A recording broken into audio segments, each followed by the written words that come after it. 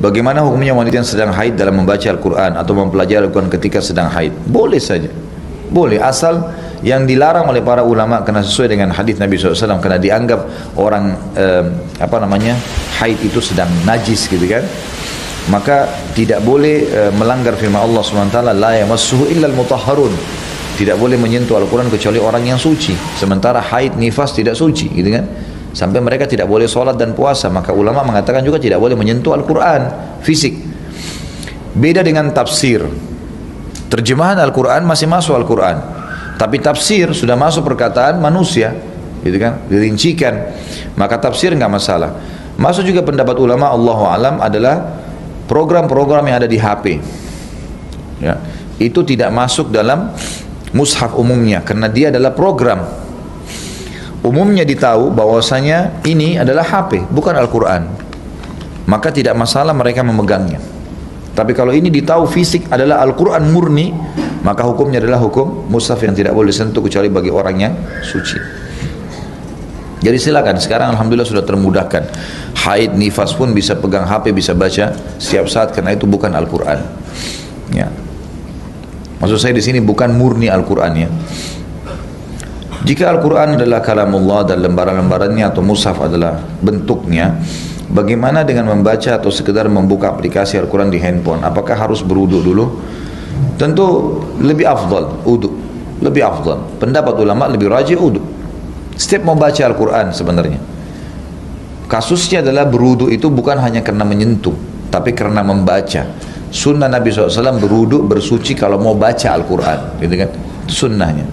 Jadi setiap kali mau baca berwudu itu adalah sunnah. Ada satu buah Al-Quran di rumah yang sudah lusuh. Apa yang harus saya lakukan terhadap Al-Quran tersebut? Ditanam aja, ditanam ya. Dikubur di tanah, itu insya Allah bagus kan ya. Itu salah satu langkah yang disebutkan oleh para ulama. Kalau ada yang mau membakarnya, Allahu alam, saya pribadi tidak pernah temukan pendapat ulama dibakar. Maka lebih baik untuk ditaruh di tanah ya, sebagaimana manusia kalau meninggal dikubur ya. Bagaimana hukum mengikuti bacaan Al-Quran para qari? Apa ini? Di luar sana yang indah suaranya dengan niat memperindah bacaan, boleh saja, tidak ada masalah. Yang penting bacaannya benar gitu kan, dan tidak berlebihan dalam masalah ini.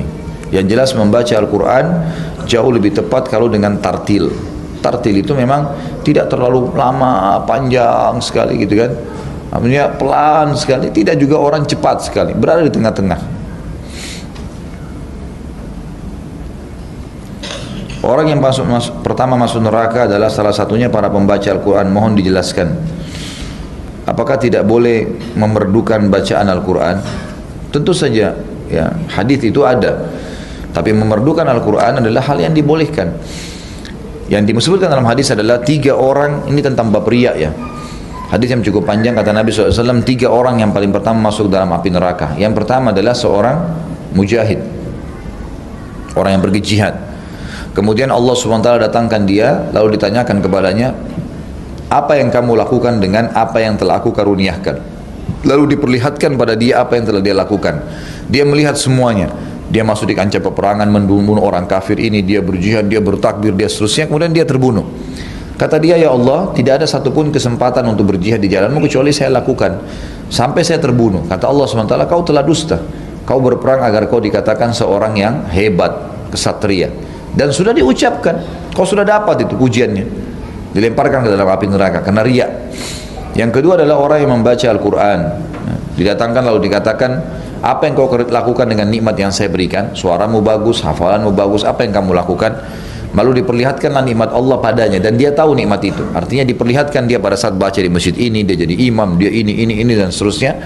Kemudian dikatakan, apa yang kau lakukan? Dia bilang, tidak ada kesempatan di siang hari dan malam hari kecuali saya gunakan untuk membaca Al-Quran untukmu ya, karenamu ya Allah. Kata Allah SWT, kau telah dusta.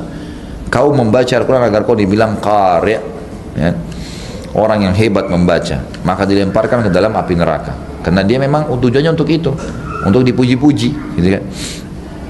Dan kau sudah dapatkan itu, kata Allah SWT, kau sudah dapatkan itu, maka dilemparkan ke dalam api neraka.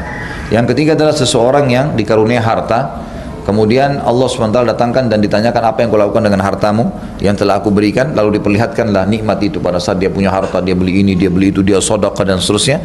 Ditanya apa yang kau lakukan, dia bilang tidak ada kesempatan, celah untuk bersedekah kecuali saya bersedekah untukmu ya Allah. Kata Allah, kau telah dusta, kau bersedekah untuk dikatakan kau adalah orang yang dermawan, dan sudah diucapkan maka dilemparkan dalam api neraka. Hadisnya seperti itu.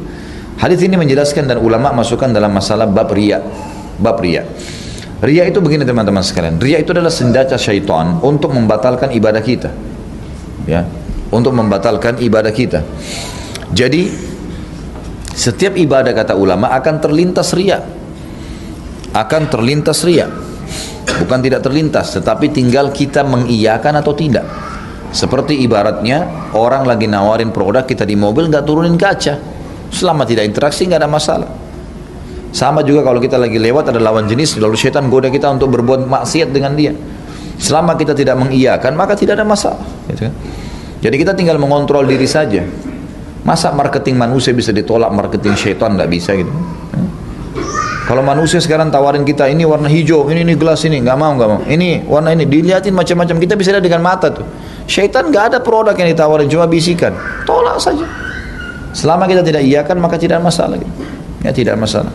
Maaf, tadi ada pertanyaan yang tertinggal ya.